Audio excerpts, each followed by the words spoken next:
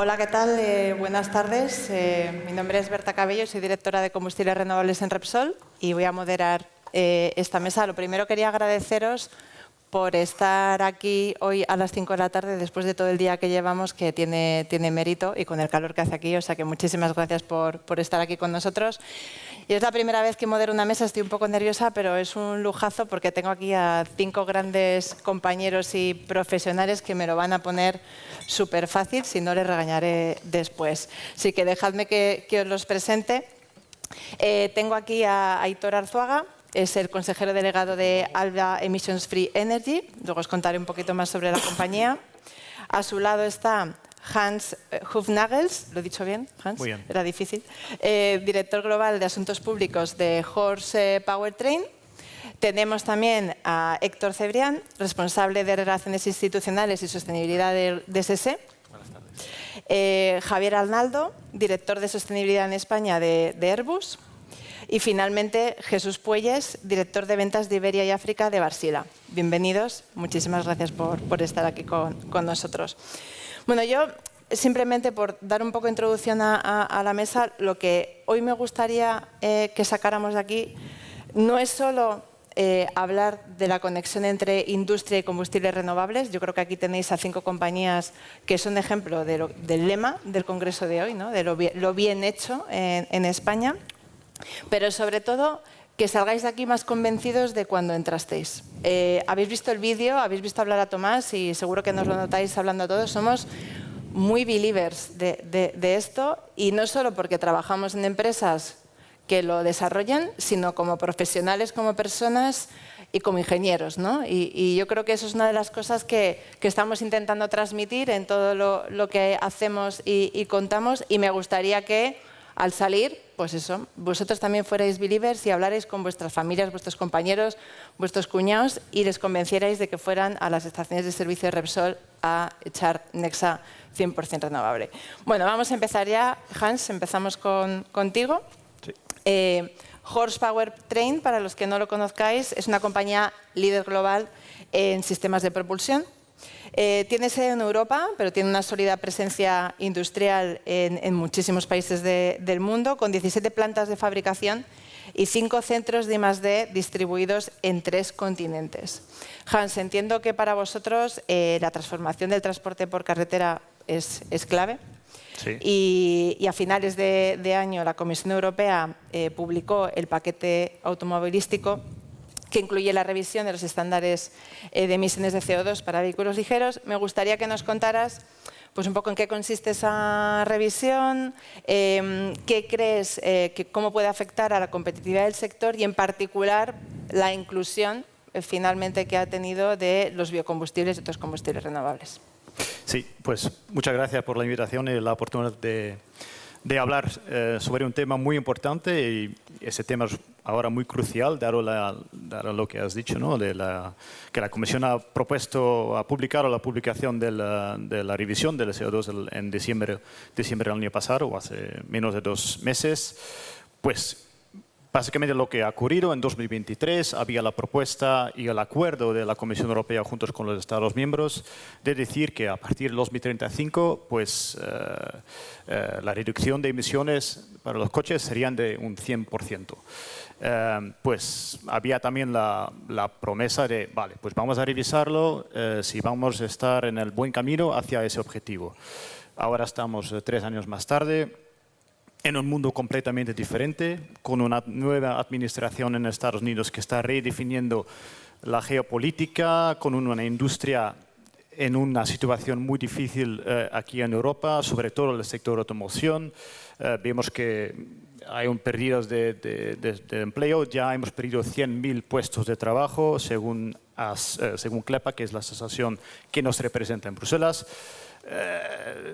Precios de energía muy altos, o sea, tenemos una situación muy difícil. Por tanto, la revisión venía en una situación muy interesante, y a lo mejor la Comisión iba a abrir y dar alguna flexibilidad. Pues lo que ha ocurrido es, en lugar de 100%, ahora lo han hecho a un 90%, con una flexibilidad de ese resto de 10%. Esa flexibilidad tiene que compensarlo los fabricantes de coches a través de créditos generados en temas de acero verde hecho en Europa y también los biocombustibles, o sea, los combustibles renovables, es decir, biofuel y fuel. Vale, pues la pregunta, ¿eso va a fomentar de nuevo la competitividad de la industria, sobre todo el sector de automoción? Yo creo que el señal es positivo y yo creo que la Comisión Europea ha escuchado a la industria, pero no creo que es suficientemente bien. Y la razón es porque no han representado suficientemente bien el valor que podría dar los combustibles renovables dentro de esa propuesta de CO2. Entonces, eso es lamentable. No voy a hablar mucho más de los problemas que ocurre también ese pequeño 10%, pero me gustaría proponer las soluciones, porque habrán soluciones y a lo mejor estos se van a implementar también en el informe o la ley final, porque es un proceso legislativo, el Parlamento Europeo y los Estados miembros van a tener la oportunidad de enmendarlo. Pues en primer lugar, nosotros queremos, y también hablando en nombre de muchos fabricantes de coches, es dar la flexibilidad de cómo los fabricantes pueden jugar con los porcentajes entre los 7% del acero verde o los biocombustibles. Y en este caso, dar más margen a los e-fuels, a los biofuels dentro de ese 10%. Desde el punto de vista de proveedores, como nosotros, ampliar el 10% a un 20 o 25%. La razón simplemente es para poder seguir fomentando la industria y la venta de los enchufables. Tercero, para que haya un crecimiento de esos tipos de fuels, porque esto es a partir de 2035. Nosotros decimos, actívalo ya en 2030, para que haya un camino más desarrollante, no sé si es correcto, hacia una producción mayor de esos tipos de fuels. Y como último, y eso es creo que quizás el más crítico actualmente, es el utility factor.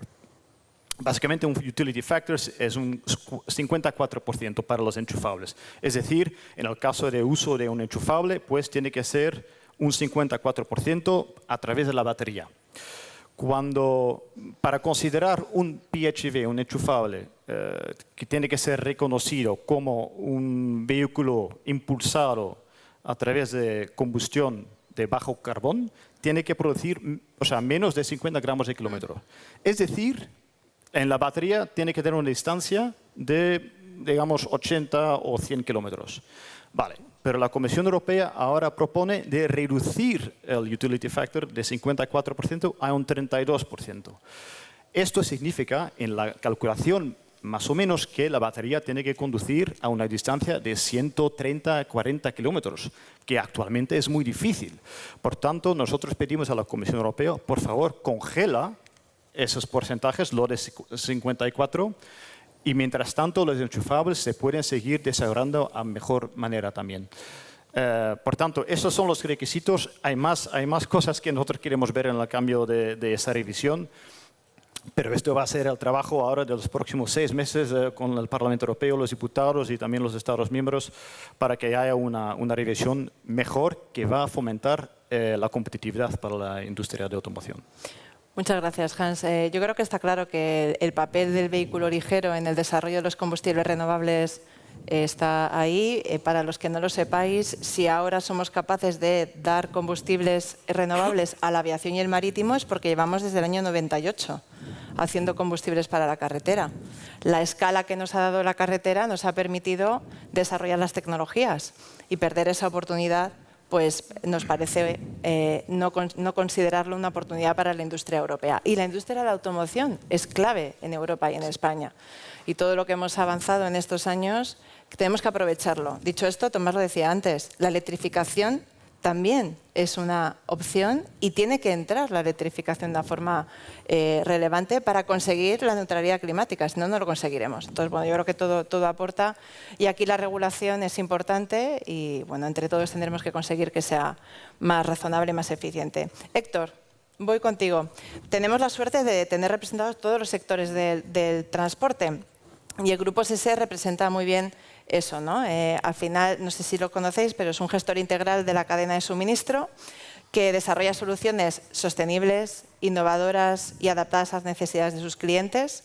La compañía tiene sede en Zaragoza, es ibérica de origen, pero es multinacional.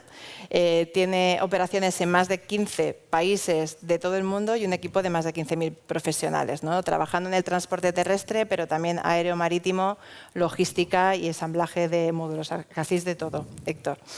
Para vuestra actividad es clave contar con distintas opciones para dar a vuestros clientes, entiendo.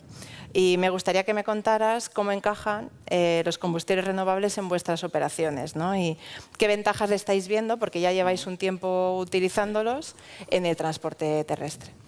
Bueno, lo primero, muchas gracias por invitarnos a participar en este congreso, que la verdad es un lujo compartir mesa con empresas de este nivel, ¿no? Y respondiendo a tus preguntas, pues por supuesto que encaja perfectamente y por eso mismo nosotros apostamos desde hace ya años, trabajando de la mano con Repsol, habilitamos la primera estación de servicio con HVO en este país, con combustible renovable, y poco a poco, en estos años, desde el verano de 2022, hemos ido escalando hasta llegar a 8 millones de litros en estos momentos, lo que nos está permitiendo reducir más de 18.000 toneladas de CO2, así como circular con camiones más de 27 millones de kilómetros al año, ¿no? Eso es lo que nos está aportando, ¿no? Nuestra aproximación al combustible renovable viene por la voluntad de ofrecer a los clientes soluciones sostenibles, ¿no? Y en ese sentido, pues creemos que nuestra aproximación a la sostenibilidad viene motivada por, como siempre decimos, por tres motivaciones: por responsabilidad, por necesidad y por oportunidad. Por tema de responsabilidad, pues como las grandes empresas que somos, tenemos unos objetivos de ser neutros en el año 2050. Queremos mitigar el impacto que generamos en el entorno y avanzar en esa descarbonización. Como necesidad, puesto que hay un mandato claro por parte de las autoridades y también de nuestros clientes, y que si no sabemos dar respuesta, pues saldremos penalizados, pero sobre todo lo vemos de una manera positiva como oportunidad, ¿no? Y es en ese sentido como nos aproximamos, intentando ofrecer esas soluciones más eficientes a las necesidades concretas de los clientes. Y en ese sentido, incidiendo en el mensaje que se ha ido comentando ya por parte de Tomás y también por Berta, pues no hay una única solución para todos los tipos de transporte. Nosotros tenemos múltiples necesidades y lo que buscamos es ofrecer las soluciones más eficientes para cada tipo de necesidad. Y en el caso del vehículo pesado, el vehículo industrial, larga distancia, que sobre todo es donde estamos, creemos que tiene múltiples ventajas, ¿no? Por un lado, destacaría la flexibilidad, por otro lado la fiabilidad, por otro lado claramente la sostenibilidad, también destacaría la competitividad, la eficiencia y por último también la disponibilidad. Flexibilidad, que sabemos que en una cadena de suministro con cada vez más disrupciones, pues es necesario tener esa demanda que tienen los clientes de dar una respuesta flexible para cualquier cambio que pueda haber. Fiabilidad, puesto que contamos con un combustible que permite reducir las emisiones en un motor de combustión que tiene décadas de desarrollo, y eso nos da esa confianza y nos permite dar el servicio con las exigencias en tiempo y fiabilidad que demandan los clientes. Sostenibilidad, pues como bien sabemos, pues reduce un 90% las emisiones de CO2. La parte de eficiencia o competitividad, pues nos permite ofrecer esta solución alternativa de una manera muy competitiva, ¿no? Con una simple inversión en el combustible, generamos un impacto muy significativo en materia de sostenibilidad y no requiere una inversión en nuevos medios. Y lo que hemos comentado, disponibilidad, ¿no? Al final, al no necesitar invertir en nuevos medios, disponemos nuestra flota. Nosotros somos capaces de meter, por ejemplo, de un mes a otro conseguimos meter 150 camiones en las carreteras y prueba también de que Repsol en estos años ha pasado de una estación a 1.500, ¿no? Entonces, por eso apostamos por esta solución. Muchas gracias, Héctor. Vamos a pasar al sector marítimo. Este es muy diverso y muy entretenido. Nos va a contar un poco más Jesús. Wärtsilä es una compañía líder en tecnología de los sectores naval y energético. Tiene un fuerte enfoque a la investigación y a la innovación de soluciones para ayudar a sus clientes a descarbonizar y mejorar su rendimiento económico. Tiene más de 18.000 empleados en todo el mundo y en concreto aquí en Euskadi, en Bermeo, tienen uno de los centros de I+D para desarrollo de motores de 4 tiempos y están probando pues, muchos de los nuevos combustibles de los que estamos hablando aquí hoy, como hidrógeno, combustibles sintéticos, gases. Bueno, ahora os contará Jesús porque de todo. La verdad es que decíamos antes, ¿no, Jesús, que en el transporte terrestre esto lleva mucho tiempo, pero en el transporte marítimo estamos empezando en la parte comercial, ¿no? Quizá tanto en la parte tecnológica lleváis muchísimo más tiempo, pero la parte comercial acaba de empezar. Es un sector muy diverso, aplicaciones súper diferentes. Cuéntame un poco con vuestra visión tecnológica, qué soluciones estáis viendo más aplicables para la descarbonización de ese sector. En primer lugar, muchas gracias, Berta, por la invitación. Y me va a salir un pelín del guión al principio, porque quiero poner un poco de contexto. Es que viendo el vídeo que ha puesto Tomás, me veía a mí de niño, hace 40 años. Hace 40 años esto era un astillero. Aquí se hacían barcos. Yo era un chaval que venía en el tren desde Zorroza a Bilbao para ir al Instituto Central y se cerró este astillero. Y nosotros no teníamos futuro, creíamos que no teníamos futuro. Y hoy estoy aquí hablando de descarbonizar el medio marítimo. O sea, que sí hay futuro si inviertes en industria y si inviertes en conocimiento. Y yendo un poquito a la pregunta, y perdona la desviación, en Varsila decidimos hace tiempo que no podíamos irnos a ninguna solución en el sector marítimo, pues mucho menos en el transporte total. Digamos que nos hemos enfocado en 3 pilares. El primer pilar es la eficiencia en la propulsión, eficiencia de la forma en que se procesan los datos y se comparten los datos para que las travesías que consuman menos combustible, y eso aportamos soluciones. La segunda pata, por supuesto, son los motores y los combustibles. Empezamos hace muchos años con el gas natural. Fuimos, creo que, la primera empresa de motores que puso motores de gas natural y duales en un buque. Seguimos con el metanol. El primer motor de metanol, Varsila fue un retrofitting de un motor existente, fue hace 10 años, el Stena Germanica, un buque que operaba en el norte de Europa y tenía posibilidad de tener metanol, y no era un metanol verde, pero lo quemamos con ellos. Hace ya 2 años sacamos el motor de amoníaco, ya tenemos varios proyectos con amoníaco. De metanol tenemos más de 300 unidades vendidas. Como bien dices, en Bermeo tenemos un centro de I+D. Hay 2 centros de I+D en el mundo en Varsila y uno lo tenemos aquí, donde hemos probado los combustibles sintéticos de los que habéis estado hablando. Hicimos una primera prueba para un proyecto con el Foro Marítimo Vasco, el H2OSEM, de 2 tipos de combustible sintético, que era de Repsol y lo estuvimos probando. Y ahora estamos haciendo pruebas con hidrógeno. Tenemos el primer motor de hidrógeno que esperamos salga al mercado puro de hidrógeno dentro de 3 años, pero llevamos quemando hidrógeno, haciendo blending con gas natural, ya justo después de la pandemia empezamos. Y ya la última tecnología, o las últimas tecnologías con las que estamos trabajando, son con las tecnologías de limpieza de los gases que salen de los escapes. Empezamos limpiando el azufre que salía del HFO, producto de quemar HFO.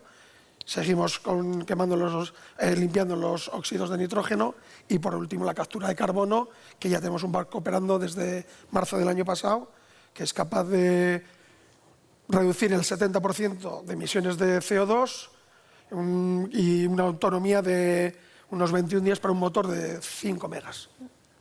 Y bueno, más o menos esto es un poquito en resumen lo que hacemos. Pues muy interesante, Jesús. Muchísimas gracias. Vamos a pasar a la aviación, Javier, que esto no tiene nada que ver comparado con lo que ha contado Jesús. Airbus, la conocéis todos, pero la voy a presentar. Es el líder español en el sector aeroespacial y de defensa, un gran motor de la industria española, aporta 2.800 millones de euros al PIB. 14.000 empleados, más de 14.000 empleados en 8 centros en España, en Madrid, Castilla-La Mancha y Andalucía, y bueno, están liderando la transición energética, implementando pues, combustibles sostenibles de aviación y tecnologías como el hidrógeno, ¿no? Es verdad que es muy distinto al transporte marítimo, pero también estáis empezando. El transporte aéreo ha empezado oficialmente a utilizar combustibles renovables el año pasado con la implementación de Refuel Aviation. El sector lleva un tiempo ya utilizando estos combustibles de una forma más voluntaria y, por supuesto, en todas las pruebas que hay que hacer previas para asegurar que esto funciona bien. ¿Cómo está siendo esta experiencia en un sector tan relevante como es el de aviación, que tiene que ser pues, seguro, ¿no? Nos conviene a todos? ¿Y cuáles son los retos que estáis encontrándoos para desplegar y pasar pues, ese 2% a los objetivos que tenemos en 2050? Voy a empezar no voy a hacer una gracia, pero voy a empezar por ese comentario de la seguridad que me ha gustado, porque yo entiendo que todos los que estamos aquí somos usuarios de todos los medios de transporte, fundamentalmente carretera y aéreo, me imagino. En barco también iremos, pero será más recreativo en general. Cuando viajamos, en la aviación nos gusta decir que ahora estamos como una especie de cuarta revolución, y ahora lo uno todo rápidamente. Empezamos con volar, que era un sueño, como aparecía en el vídeo de Tomás, que yo creo que algunos nos podemos identificar con ciertas... Bueno, de Tomás no, de Repsol, aunque nos lo ha presentado Tomás. Con esos sueños que podíamos tener de niños de trabajar en un sitio en otro. Entonces la aviación, volar era un sueño de la humanidad, parecía imposible. Hace más de un siglo se hizo realidad, pero se pensaba, bueno, eso van a volar 4 personas muy audaces, porque es bastante peligroso. Luego se ha demostrado que la aviación es un medio de transporte muy seguro, es más, es el más seguro a día de hoy, pero seguía teniendo la coletilla de esto es para ricos, van a poder volar 4 personas que tengan mucho poder adquisitivo. La realidad de hoy es completamente diferente. Muchos sectores de la población podemos volar con regularidad, no solo por trabajo, sino por motivos personales, y es asequible. Y ahora nosotros decimos, estamos en una cuarta revolución. Hemos hecho 3 que parecían imposibles. ¿Cuál es la cuarta? La descarbonización, la desfosilización de la aviación, de los combustibles que estamos utilizando. Como has dicho, el año pasado ha sido el primer año oficial donde la reglamentación obliga a las líneas aéreas a utilizar un porcentaje del combustible sostenible, el que se conoce como SAF. Nosotros, solo por dar un dato, hace 2 años, en el 2024, hemos utilizado el 18% del combustible que usamos era SAF. La legislación pide, o ha pedido para este año que acaba de terminar, un 2%. Entonces, sí tenemos experiencia, se puede hacer. Tienen retos, que los han explicado parcialmente antes Tomás.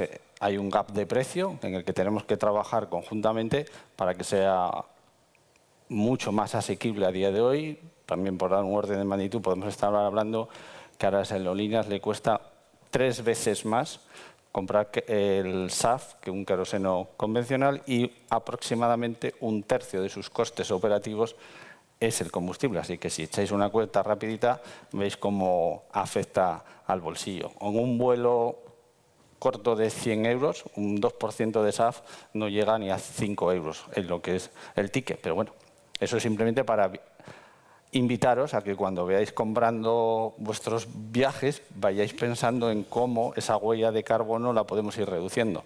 Realmente todos en la aviación estamos trabajando en otros conceptos, no me voy a enrollar, diferentes, pero realmente la palanca más potente que tenemos a día de hoy son estos combustibles de aviación sostenible. Entonces, realmente, si alguien utiliza el cargo, que también por daros un dato, y ya no doy más, que creo que si no voy a ser muy pesado, 1/3 del comercio mundial en valor económico se mueve por avión. 1/3. Entonces, el SAF es realmente la manera que tenemos para desfosilizar y entre todos ayudar a mitigar el cambio climático producido por gases de efecto invernadero. Pues muchas gracias, Javier. Me gusta que uses la palabra desfosilizar, porque los que me conocen por aquí saben que a mí el carbono me gusta. O sea, el carbono no tiene nada de malo. Otra cosa es que, bueno, si convertimos el origen del carbono a un carbono renovable, pues mitigamos el impacto sobre el cambio climático. Pero el carbono nos ha ayudado a progresar en estos últimos 200 años. Es una fenomenal batería, entonces tenemos que aprovecharla. Entonces, es desfosilizar, no descarbonizar. Pues muchas gracias, Javier.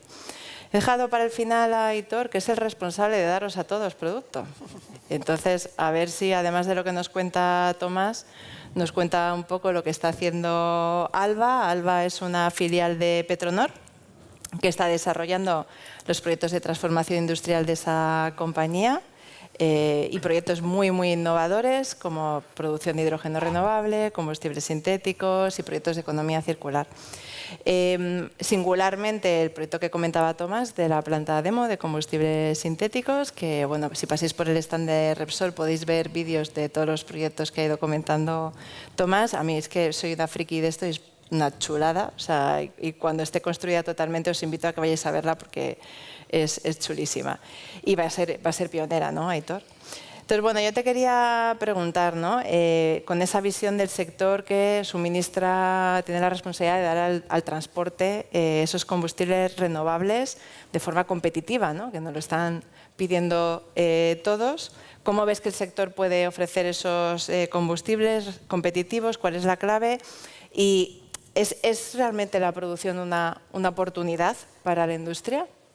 Pues muchas gracias, Berta. Gracias por la invitación para estar aquí en este panel.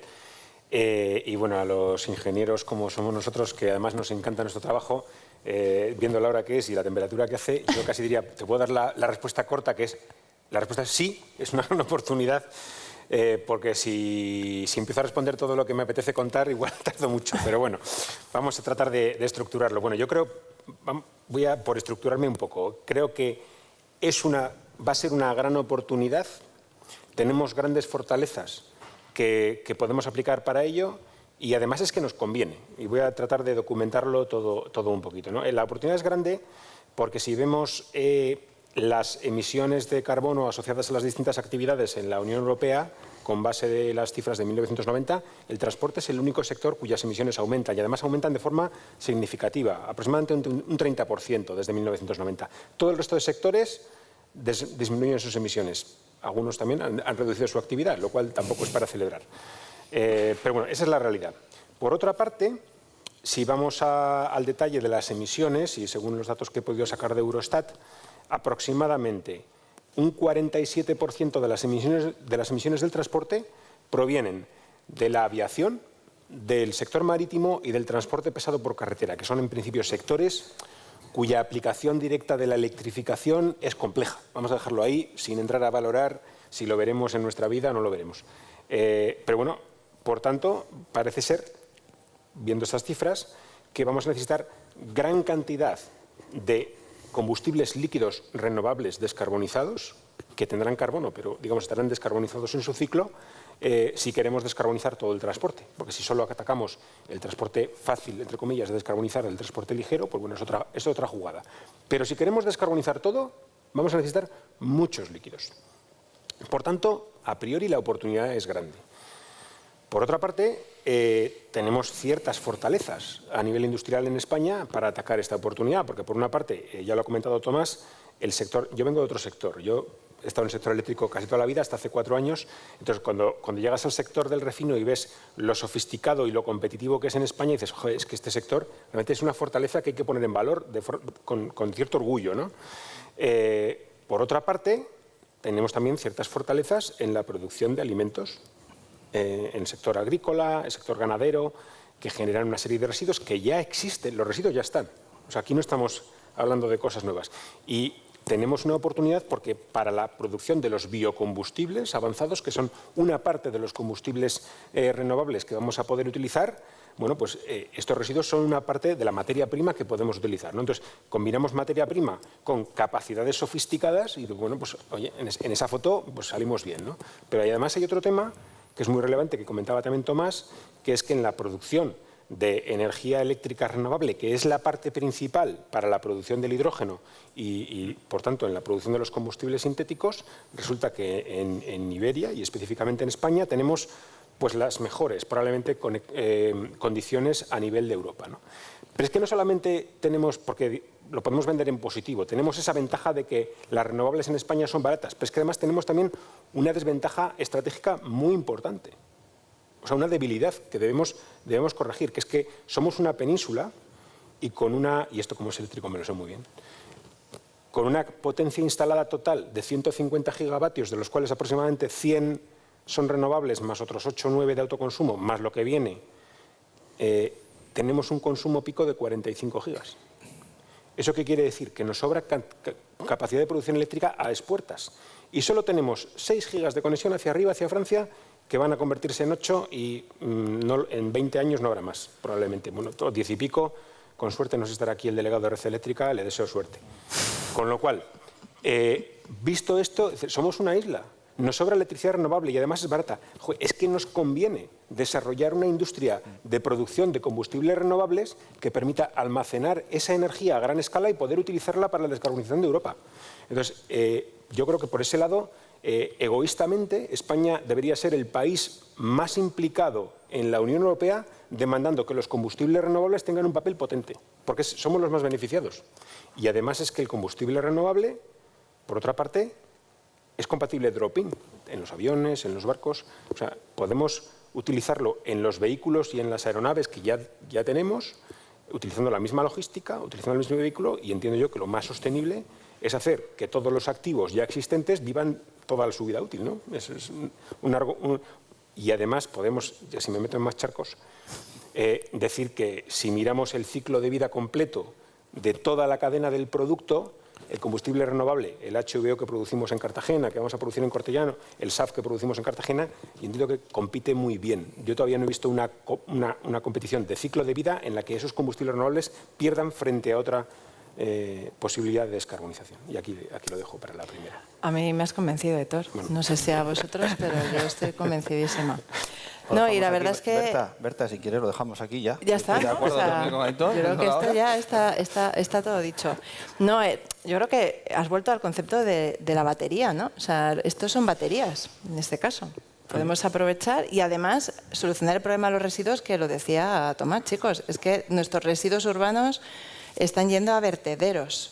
Y tenemos un problema grave que de ese no se habla tanto, ¿no? Hablamos más del cambio climático, pero no hablamos tanto de la gestión de residuos. Bueno, os voy a dar paso a todos, por favor, que os conocéis, hablar con libertad, una pregunta un poco general para todos, ¿no? Yo creo que esto además nos saca a todos, somos muy emocionales con este tema y quiero que saquéis ahí vuestras emociones. La competitividad. Todas vuestras compañías están sujetas, muy expuestas a la competencia internacional, todos los sectores. Por favor, darme ejemplos de cómo veis que los combustibles renovables nos pueden ayudar a ser más competitivos en vuestros sectores y crear más industria y empleo, que un poco es lo que venimos aquí a hablar hoy. Venga, Jesús, empieza tú. Como he dicho, nosotros empezamos con combustibles diferentes a los tradicionales hace tiempo. Y la primera oportunidad que te da el innovar y el ir a este tipo de combustibles es cuando metes la pata. Cuando metes la pata, porque la metes, aprendes. Y cuando aprendes, eres capaz de generar algo mejor.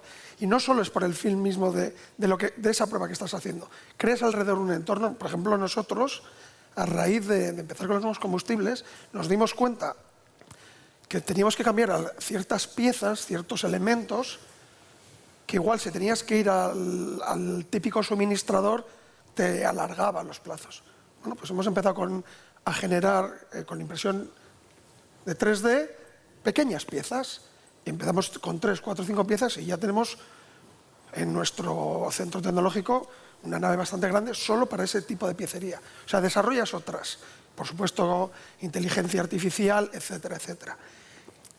Otra es, y un poco cogiendo las palabras de Su Majestad el Rey y del Ministro de Industria, es la parte de humanidad de Varsila. O sea, perdón, de Europa. No de Varsila, estoy hablando de Varsila, de Europa. Queremos atraer el talento, pero es que el talento igual no solo se le atrae con dinero, igual con propósito, y igual con valores. Y eso es uno de los puntos en los que nosotros estamos también ganando. Hemos conseguido traer mucha gente joven, gente que está estudiando, gente que está haciendo doctorandos con nosotros, y esa es una segunda pata. Y luego, pues los resultados económicos de Varsila ahí están. Hemos pasado la crisis del gas. Nosotros, nuestro capital es finlandés. Y tenemos, como suelen decir los finlandeses, Ellos cuando hacen el servicio militar, todas las maniobras, el enemigo viene del este. Todas las maniobras son iguales, ¿no? Y nos impactó al principio. Nuestro valor en bolsa cayó. Si veis la tendencia de Wärtsilä en los últimos años, el valor que le estamos dando a nuestros accionistas, porque hemos apostado por ser innovadores, los números hablan. ¿Quién quiere seguir, Hans? ¿Te animas? Sí, para nosotros esa pregunta es importantísima. Nosotros somos una empresa global, tenemos una presencia aquí en España, una planta en Valladolid, también en Sevilla. Entonces vendemos los motores y híbridos en Europa, pero también en otras partes del mundo, donde también hay una transición ecológica, pero seguramente a un ritmo diferente. Por eso, en ese contexto, los renovables, las combustiones renovables, nos hace ser más competitivo en varias maneras. En primer lugar, ya a través de esas tipos de tecnologías, pues protege una competitividad que ya existe. Es decir, nosotros, como he dicho, una empresa global, pues ¿qué significa? Eso significa que tenemos varias plantas industriales, tenemos cadena de suministro muy complicado, tenemos centros de ingeniería, mucha gente empleada, gente altamente cualificada dentro de Europa y fuera. Pues a través de las combustiones renovables nos permite contribuir a la descarbonización, pero al mismo tiempo no hace falta destruir ese valor que ya estamos dando en esas partes del mundo. En segundo lugar, es la inversión en I+D. Tenemos el centro de I+D también en Valladolid, donde tenemos más o menos 1.000 personas empleados. Pues lo que hacemos ahí es dar soluciones que combinan, en primer lugar, eficiencia de los motores, en segundo lugar, la compatibilidad con los renovables y como último es reducir las emisiones en unas condiciones reales.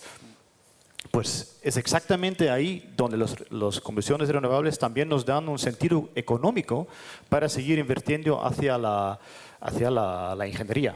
Como tercero, competir en el mercado global. Nosotros competimos en otros mercados donde la electrificación, la total electrificación de corto plazo es muy desafiante, es casi imposible.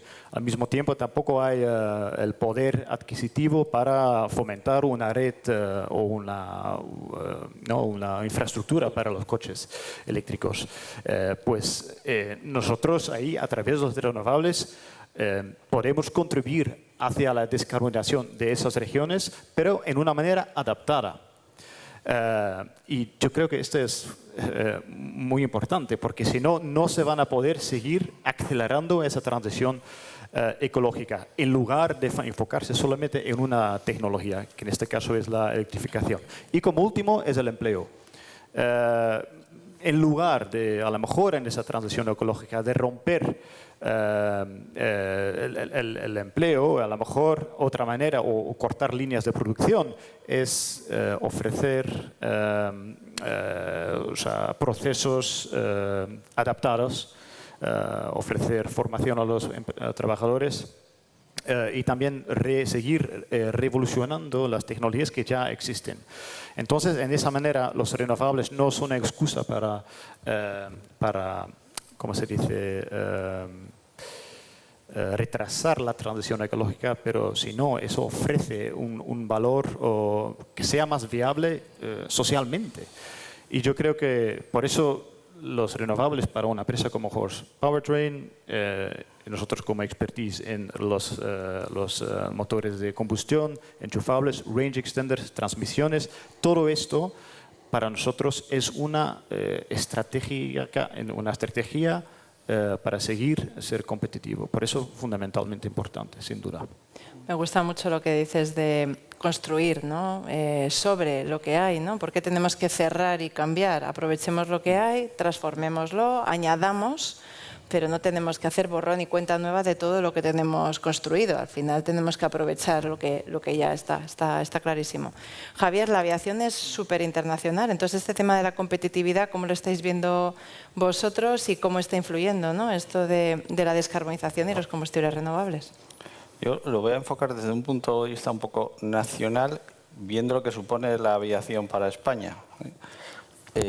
España somos una potencia turística. El 82% más o menos de la gente que nos visita, de los turistas extranjeros, vienen en avión. Nos queremos posicionar como un destino sostenible. Entonces, está claro que nosotros internamente en la compañía, la sostenibilidad es como nuestra licencia para operar, es un diferencial que tienes. Entonces, si eres sostenible, si te preocupas, lo transmites y el usuario final lo ve, lo va a pagar. Por poner un ejemplo muy de andar por casa. Los huevos, supermercados. En las estanterías ahora ya tenemos 4 numeritos con los famosos huevos y antes solo teníamos los del 3, el número 3. Ahora mismo cada vez hay más huevos que empiezan por 0, que es de una producción ecológica, por llamarlo así. Y su diferencial en precios es muy significativo respecto al otro. Los usuarios lo compran y cada vez hay más supermercados así. Vuestros productos Nexa es un ejemplo. Si lo seguís ampliando en las gasolineras es porque nosotros los usuarios estamos dispuestos a pagar un diferencial y lo compramos. Entonces yo creo que son ejemplos de que la sociedad estamos preparados, no todos podemos pagar los diferentes gas, pero estamos preparados para pagar ese diferencial que nos permita evolucionar hacia un mundo, digamos, más amigable, que no sea solo el dinero lo que nos mueve.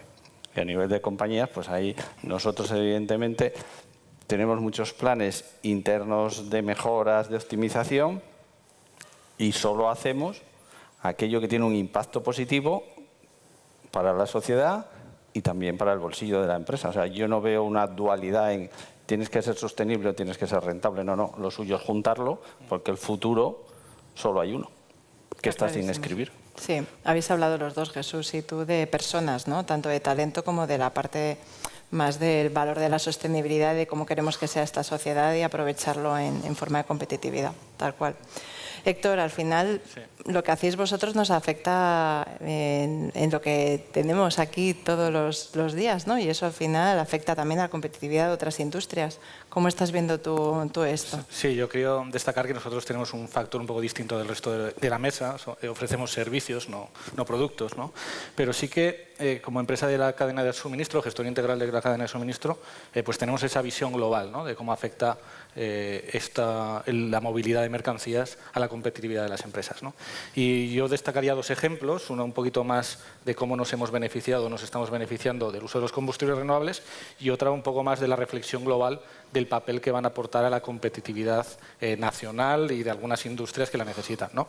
En la parte más individual, nosotros nos hemos beneficiado en competitividad, puesto que, como hemos dicho, somos una empresa de servicios, en muchos casos, algunas actividades, una commodity, que nos estamos peleando a precio, pero lo que intentamos es salir de esa situación de ser una commodity ofreciendo un valor añadido, ¿no? Lo ofrecemos, pues, por ejemplo, cuando generamos medidas de eficiencia como los Duo Trailer, que generan una reducción de emisiones a la par de un 30% de reducción de costes, en el que fuimos pioneros, los primeros en España.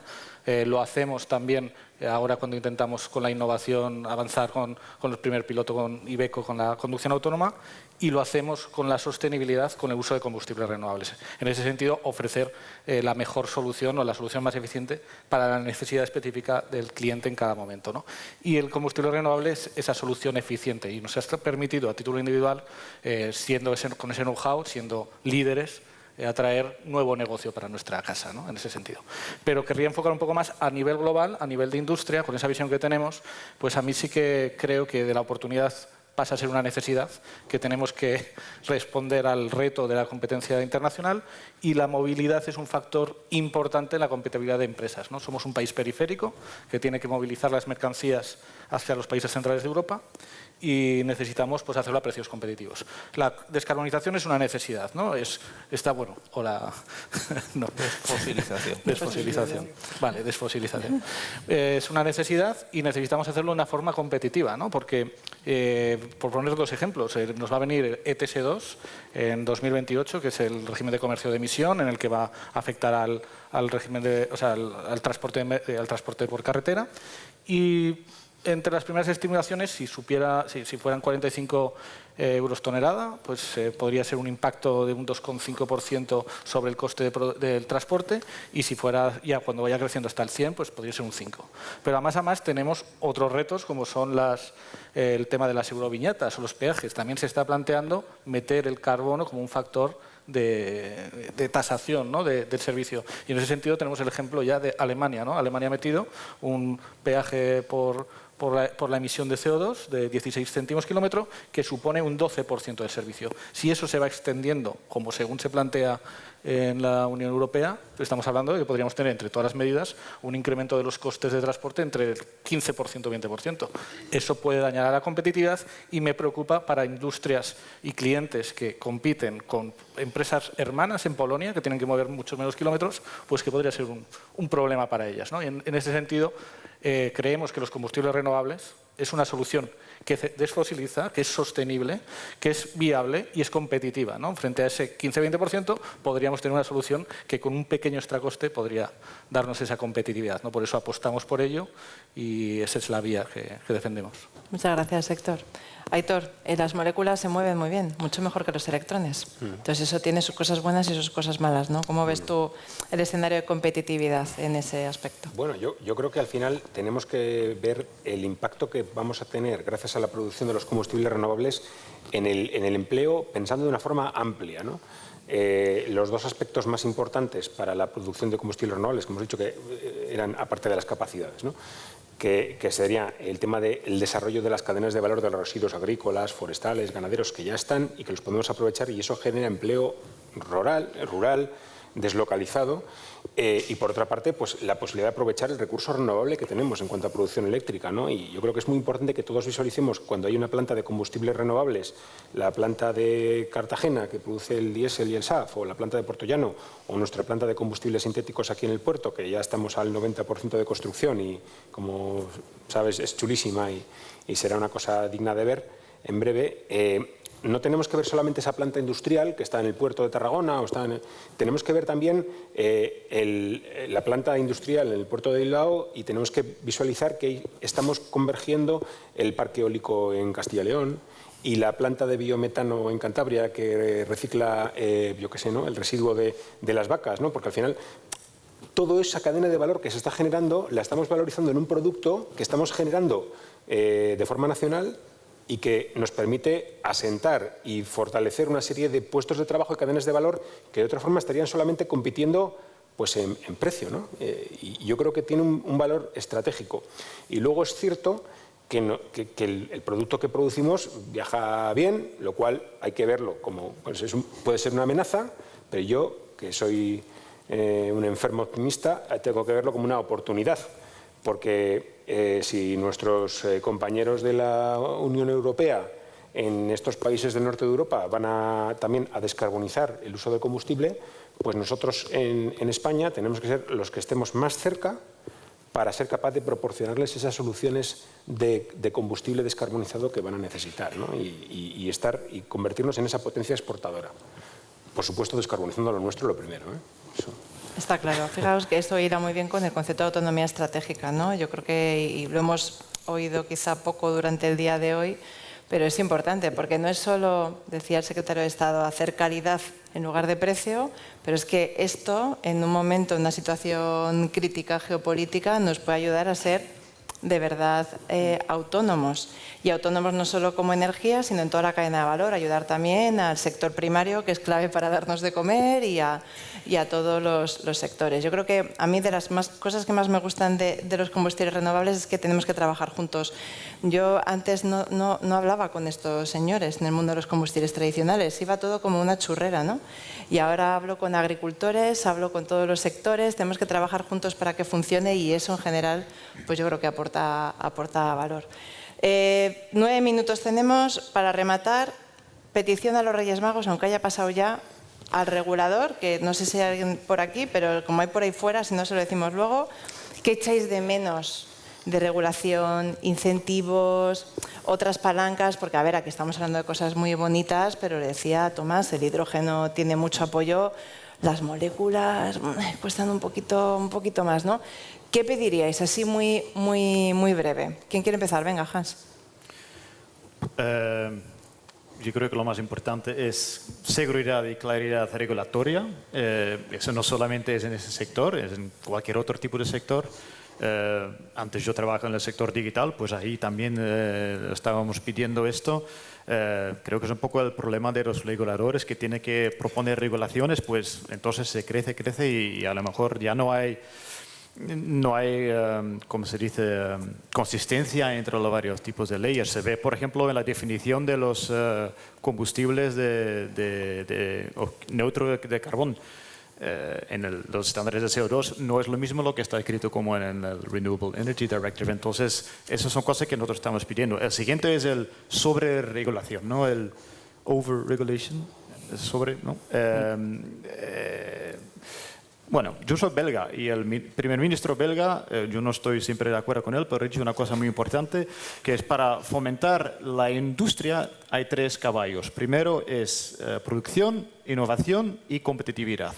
En el caso del Pacto Verde, el Pacto Verde es el carruaje, ¿no? Lo que está atrás. Por demasiados reglamentos y demasiadas reglas y provisiones, pues lo que ocurre es que el carruaje ya está enfrente de los caballos y no vamos a ningún lado. Y esto es el problema y damos la bienvenida a los ómnibus de los sectores de automoción o ESG. Entonces esto, vale, yo creo que es un buen camino, pero cuidado porque ahora se está mirando en otros DGs de la Comisión que están otra vez fomentando nuevos reglamentos. Entonces, creo que es un gran peligro. Y sobre todo para nuestro sector, como una empresa Horse Powertrain, proveedor en esos tipos de tecnologías de motores de combustión y otros tipos de tecnología, pues yo creo que la neutralidad tecnológica tiene que ser inherente en esos tipos de legislaciones. Yo creo que es fundamentalmente importante y no se ve. Yo creo que prohibir tipos de tecnologías no nos va a avanzar a una competitividad mejor. De hecho, China, que está creciendo tremendamente en el tema de coches eléctricos, no está prohibiendo ningún otro tipo de tecnología. Nosotros sí. Bueno, ahora con el 10%, un poquito de flexibilidad, pero la intención sigue estando ahí.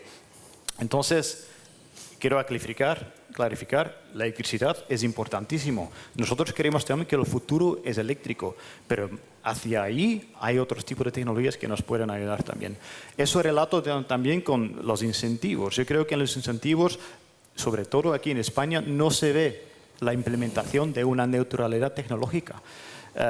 Y eso es lamentable. Y nosotros creemos que, como he dicho antes, ¿no?, para seguir siendo aquí en casa, aquí en Europa, aquí en España, para seguir siendo competitivo es importante. Y como último, lo ha dicho Aitor, es el tema del el análisis de la vida, del ciclo de la vida. Fundamental. Los legisladores en Bruselas están siempre enfocados en el tubo de escape, pero no es la historia real.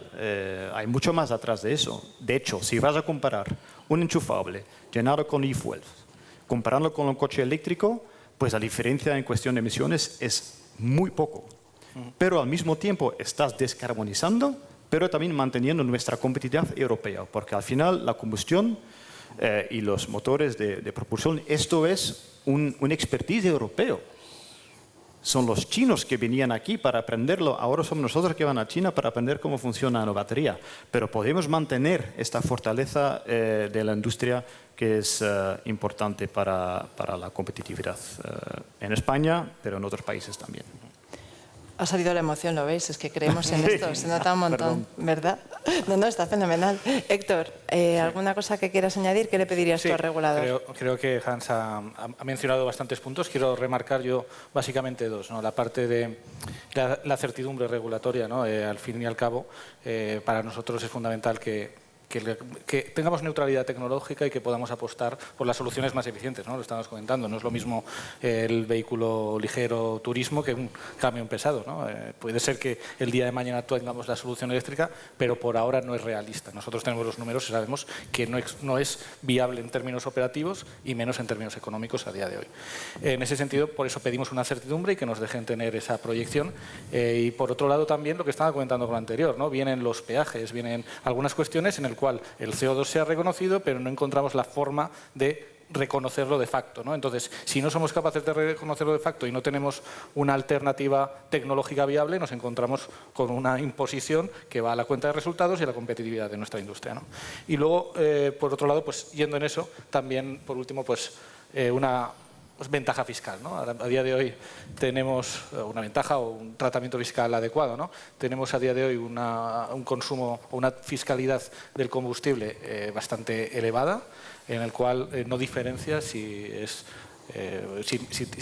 tiene un impacto en sostenibilidad o no lo tiene, ¿no? Entonces lo que pedimos es que se reconozca, que nos facilite poder seguir implementando esa trayectoria que estamos haciendo de una forma individual y peleando para poder así ayudar a nuestros clientes y a la industria a mantener la competitividad, ¿no? Gracias, Héctor. Javier. Yo repito un poco la parte de neutralidad tecnológica, es muy importante. La tecnología que hoy puede parecer muy prometedora, dentro de 3 años se puede estancar, y otra que está más atrás con las inversiones en I+D o R&T puede ser la solución de verdad. Y luego que tenemos pedir que tengamos una visión amplia cuando regulemos, porque no estamos solos. O sea, ser demasiado ambiciosos, igual en Europa, está muy bien, pero tenemos que arrastrar a los demás. De nada nos sirve ir solos en cabeza, lo único que nos podemos hacer es daño a nosotros mismos y a nuestra industria, como se ha visto ya en algún sector. Está claro, muchas gracias, Javier. Jesús. Voy a coger sus palabras. Toma. Un barco que atraca o que pasa por Algeciras contamina, y uno que entra en Marruecos no. O sea, desde el punto de vista fiscal, desde el punto de vista de tasas. O sea, la regulación tiene que ser internacional, por lo menos en los sectores globales como los nuestros. Segundo, la fiscalidad. Palo bien, si pasas, pagas, pero también zanahoria. Es decir, si tú estás innovando, si tú estás arriesgando, un retorno. Y lo último, también un poco promover la certificación. Es decir, tenemos que evitar que esto parezca que es una forma muy fácil de defraudar. Tenemos que ser exigentes, todos. ¿De verdad queremos este objetivo? Vamos a por ello, creemos en ello, y como creemos, vamos a certificarlo. Este combustible en el ciclo de vida es lo que voy a descarbonizar y lo que voy a contribuir. Esta electrificación, esta otra solución. Y eso es lo que de verdad va a crear la neutralidad tecnológica. Exigentes para todas las rutas, no más para unas que para otras, que eso a veces nos pasa y volvemos a la neutralidad tecnológica. Venga, Hitor, remata. Pues qué complicado. Yo los compañeros y compañeras que trabajan en el ámbito de regulación, la verdad es que no sé cómo lo hacen, porque solamente para intentar seguir y entender lo que hay detrás a veces nos explota la cabeza. Yo creo que lo que nos falta, yo lo que pediría es visión estratégica en la definición del marco regulatorio. Creo que la descarbonización es un objetivo esencial, pero tiene que ser una descarbonización apalancada en las fortalezas que tenemos, desde un punto de vista posibilista, de qué podemos llegar, y al final tenemos una ensalada de regulaciones, de directivas que se transponen, pero bueno, voy sacando cosas y voy poniendo, digamos, requisitos más duros de lo que realmente me pide Europa, de regulaciones que nos dicen cómo hay que producir el hidrógeno renovable, que son artificialmente complejas y complicadas para dificultarlo de alguna forma, pero bueno, con una promesa de que dentro de unos años lo revisamos y si eso ya lo aflojamos. Con otras regulaciones que directamente están equivocadas, que impiden utilizar pues el carbono de diferentes fuentes, cuando al final la molécula en la atmósfera es la misma. Yo no le leo la matrícula a la molécula. Entonces, u otras, por ejemplo, damos una señal de prohibir el motor de combustión y luego, bueno, ante una presión y la obviedad de que realmente estamos haciendo un daño muy importante a muchas industrias, bueno, digamos que abrimos la puerta, pero bueno, de una forma tibia, tampoco para que no parezca que nos hemos equivocado, ¿no? Lo que parece es que al final llegaremos a un punto de una cierta racionalidad regulatoria después de 10, 12, 15 años, habiendo matado una serie de industrias propias en el camino. Dice, joder, yo creo que con un poco de visión estratégica podríamos ir a un punto posibilista, ambicioso, pero que fuera estable, que permita que las inversiones se desarrollen, porque ahora mismo desarrollar inversiones... ¿Tú cómo sabes cuál va a ser tu coste de producción de hidrógeno o a qué vas a poder aplicar el metanol que producimos a partir de los residuos? Os tienen que dar un premio por producirlo. Sí. No, es complejísimo y yo creo que, si os parece bien, para terminar, yo concluiría diciendo que la industria no son papeles. La industria es realidad, el día a día es muy complejo, las cosas se producen, es un ecosistema integrado, una cadena de valor completa, no se puede regular en silos, hay que tener visión estratégica, visión global, neutralidad tecnológica y dependemos de esos papeles, a que pediríamos pues, que hubiera más realidad en esa regulación. Nada, muchísimas gracias a todos. Por favor, un aplauso para los ponentes. Y gracias por quedaros hasta el final. Gracias.